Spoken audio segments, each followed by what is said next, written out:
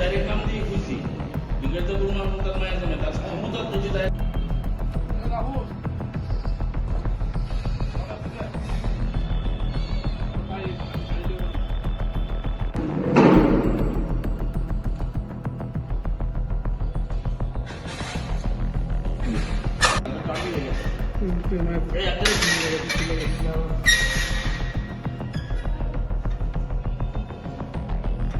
পরবর্তীতে আমরা লক্ষ্য করতে পারি ডিপার্টমেন্টের পক্ষ থেকে এবং সেই প্রোগ্রামে যিনি আয়ু ছিলেন শ্রী রতনমণি লস্কর, আমরা বহুবার ওনার সাথে যোগাযোগ করেছি, তো আমাদের কোনো রেসপন্স আমরা পাইনি। পরবর্তীতে আমরা বাইরের সূত্র মারফত আমরা জানতে পাই যে কে বা কারা হয়তো দায়িত্ব নিয়ে সেই অর্থটা শিল্পীদের পাওনার যে অর্থ সেটা এক কথায় আমরা কালচারাল পরিবারের পক্ষ থেকে আমরা প্রতিবাদ জানাই, সেই অর্থটা গায়েব করে দিয়েছে। তাই শিল্পীদের স্বার্থে আমরা কালচারাল পরিবার আমরা এর তীব্র নিন্দা জানাই। আমরা শিল্পীদের ন্যায্য পাওনা যেন শিল্পীরা পায়, আমরা আপনাদের মাধ্যমে সেই মেসেজটুকু ওনাদের কাছে পৌঁছে দিতে চাই। এবং যদি সেই ন্যায্য পাওনা অতি শীঘ্রই পূরণ করা না হয়, আমরা আগামী দিন তাহলে আমরা কালচারাল সেল বৃহত্তর আন্দোলনে আমরা নামবো। আমাদের শিল্পীদের ন্যায্য পাওনা আমরা ওনাদের ফিরিয়ে দেব। এবং ইতিমধ্যে আপনারা অবগত আছেন, তেলিয়ামুড়া চাকমাঘাট ব্যারিজ প্রাঙ্গণে সেই হ্যান্ডলুম ডিপার্টমেন্টের দ্বারা আয়োজিত 14 দিনের একটা মেলা অনুষ্ঠিত হচ্ছে, যেটা স্টেট লেভেল নাম দেওয়া হয়েছে। এবং আমরা লক্ষ্য করলাম এই মেলা নিয়ে তেলিয়ামুড়া মহকুমা শাসকের কার্যালয়ে একটা মিটিং অনুষ্ঠিত হয়। বিভিন্ন লাইন ডিপার্টমেন্ট ছিলেন, সেই হ্যান্ডলুম ডিপার্টমেন্টের ডাইরেক্টর ছিলেন, বিভিন্ন আধিকারিকরা ছিলেন।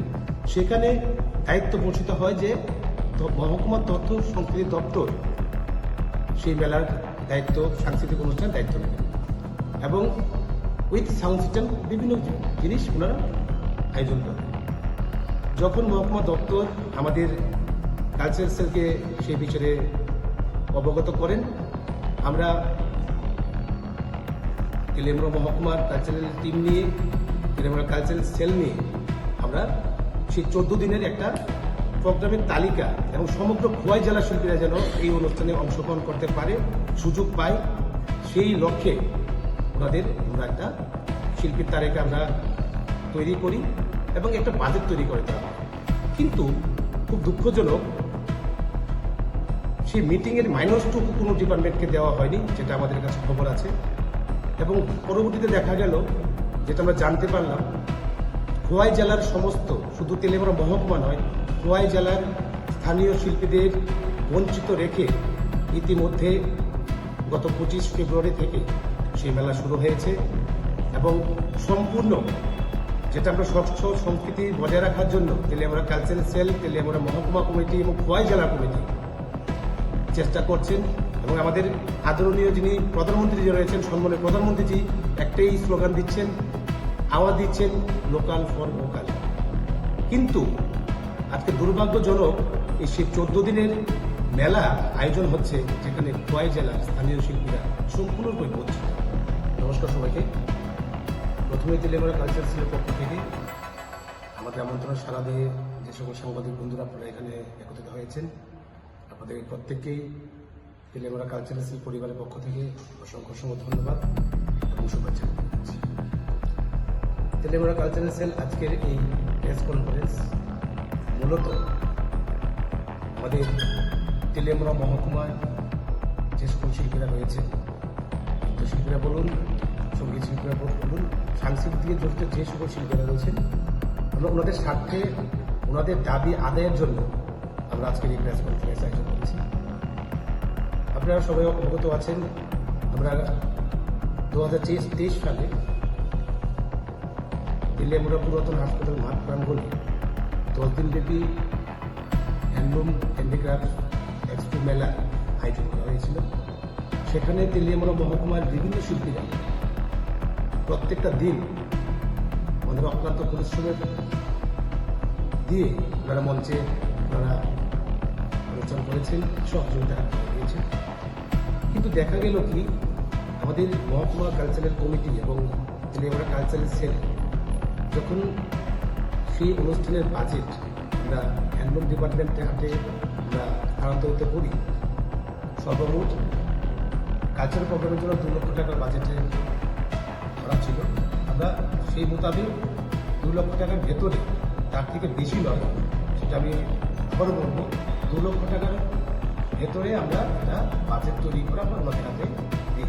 মাধ্যম থেকে আমরা একটি বার্তা দিতে চাইব, আমাদের অতি শীঘ্রই আমাদের যে পুরনো যে বিগত মেলার যে আমাদের শিল্পীদের ন্যায্য পাওনা, সেটা আমাদের অতি সত্যই আমাদের পূরণ করতে হবে। এবং এই বর্তমান যে 14 দিনের মেলা চলছে, সেই মেলার খোয়াই জেলার শিল্পীরা বঞ্চিত।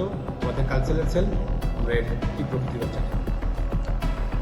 প্রত্যেকবারই ওনার সাথে যখন আমরা ওনার সাথে যোগাযোগ করেছি, উনি আমাদের আশ্বাস দিয়েছেন। বরাবর ওনার সাথে আমরা যখন যোগাযোগ করেছি, উনি আশ্বাস দিয়েছেন, আমরা আশ্বাস অপেক্ষা করেছি। কিন্তু এখন আমরা কেন আপনাদের মাধ্যমে ওনাদের কাছে আমরা এই প্রেস কনফারেন্স, কারণ একটাই, আমাদের শিল্পীদের ন্যায্য পাওনা ওনারা আজ দেবেন কাল দেবেন করে ওনারা আমাদের ঘুরাচ্ছেন, আমাদের কমিটিকে ঘুরাচ্ছেন। কিন্তু বর্তমানে 14 দিনের মেলার আয়োজন, সেটা কেন খোয়াই জেলার সম্পূর্ণ স্থানীয় শিল্পীদের বঞ্চিত করা হয়? সেখানে কি আইসিএ দপ্তরকে কোনো কিছু জানানো হয়নি? না, সেখানে মহকুমা আইসিএ দপ্তরকে কোনো ব্যাপারে জানানো হয়নি, কোনো মাইনাস ওনারা পাননি। আমরা যখন দপ্তরের কাছে গেলাম, তখন ওনারা আমাদের বলেছেন যে বাইরের থেকে কোনো বাণিজ্যিক সংস্থা, কোনো ইভেন্ট ম্যানেজমেন্টের কাছে হয়তো সেই মেলার দায়িত্ব দেওয়া হয়েছে, ওনার বাইরে থেকে শিল্পীরা আনবে। তাহলে আমাদের একটা প্রশ্ন, যে শিল্পীরা, খোয়াই জেলার শিল্পীরা যখন আমরা বিভিন্ন সরকারি অনুষ্ঠানে আমরা যখন ডাকি, আমরা ওনাদের পাই, ওনারা সহযোগিতা করেন, তাহলে কেন সেই শিল্পীরা সঠিকভাবে অনুষ্ঠান পরিচালনা, অনুষ্ঠানে অংশগ্রহণ করে আজকে কেন ওনার বঞ্চিত থাকবে? এবার মেলা আপনাদের বাজেট কত ছিল এবং মেলার বাজেট? আর এইবার মেলা বাজেট 14 দিনের মেলার সর্বমোট 28 লক্ষ টাকা বাজেট, এবং কালচারাল অনুষ্ঠানের জন্য, অর্থাৎ সাংস্কৃতিক অনুষ্ঠানের জন্য 14 লক্ষ টাকার বাজেট। একটা সেই মিটিংয়ে জানতে পারলাম 14 লক্ষ টাকার বাজেট আছে সাংস্কৃতিক প্রোগ্রামের জন্য। সেই মোতাবেক আমরা একটা বাজেট দিয়েছিলাম, কিন্তু সেটাকে বাতিল করে বাইরের বাণিজ্য সংস্থাকে দায়িত্ব দিয়ে, যেটা আমাদের কাছে খবর আছে, সেই অনুষ্ঠান করা হচ্ছে। কিছুক্ষণ আগে বললেন যে গত বছরের যে বকেয়া টাকা ছিল, কারণ মাধ্যমে এই টাকাটা আত্মসাৎ করে নেওয়ার একটা প্রচেষ্টা হয়েছে। কারা এর সঙ্গে জড়িত আছে বা কিছু কি? এটা কিছুদিন আগে যখন আমাদের মহকুমা শাসক কার্যালয়ে যখন মিটিং হয় এই 14 দিনের হ্যান্ডলুম মেলা নিয়ে, এখন যেটা শুরু হয়েছে, তখন ওইখানে হ্যান্ডলুম ডিপার্টমেন্টের ডাইরেক্টর সাহেব ছিলেন। সেটা ওনার বক্তব্য, তখন আমরা নিশ্চিত হই। তার জন্য আমরা হয়তো আমরা এই প্রেস কনফারেন্স এবং এইরকম স্টেপ আমরা আগে দিতাম।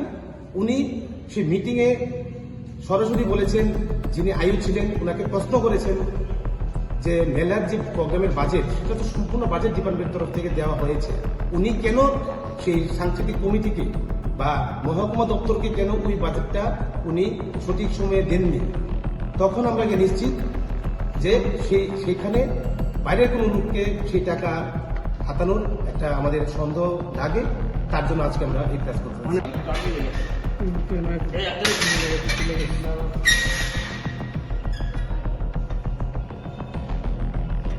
সেরকম তো কোনো নাম এখনো আমরা কে দিয়েছিল? এখানে তো আমি তো বলবো যে এই অনুষ্ঠানে যিনি আয়ু ছিলেন, শ্রী রতন মণি লস্কর সম্ভবত ওনার নাম, তো উনি সমস্ত কিছু দায়িত্বে ছিলেন, বিলের দায়িত্বে ছিলেন। আমরা ওনার কাছে বিল দিয়েছিলেন, উনি আমাদের আশ্বাস করেছেন আজকে দিচ্ছেন, এর মধ্যে হয়ে যাবে, ডেট দিচ্ছেন। কিন্তু আজকে তখন দেখলাম যে জানতে পারলাম সেই ডিপার্টমেন্টের ডাইরেক্টর সাহেবের কাছ থেকে যে অলরেডি পেমেন্ট করা হয়ে গেছে। দুর্ভাগ্যজনক, আমাদের মহকুমা তথ্য সংস্কৃতি দপ্তরের কাছে কোনো পেমেন্ট আসেনি। আমাদের সাংস্কৃতিক কমিটির কাছে, যারা আমরা সেই বাজেটটা তৈরি করে দিয়েছিলাম, ওনাদের কাছে কোনো রকম